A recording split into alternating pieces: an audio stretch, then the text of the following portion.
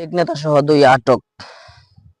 ভারতে পালানোর সময় কুমিল্লার এক আওয়ামী লীগ নেতা জহিরুল ইসলাম 45 বিজিবির হাতে ধরা পড়ছেন। ব্রাহ্মণবাড়িয়া কসবা উপজেলার সুতারমোড় এলাকায় তাকে আটক করে বিজিবি। গতকাল বিজিবি তাকে কুমিল্লা কোতোয়ালী মডেল থানায় সোপর্দ করেছে। বিষয়টি নিশ্চিত করেছেন 60 বিজিবির অধিনায়ক এম জাবের বিন জব্বার। গ্রেফতার জহিরুল কুমিল্লা সদর উপজেলা চেয়ারম্যান আমিনুল ইসলাম টুটুলের চাচাতো ভাই।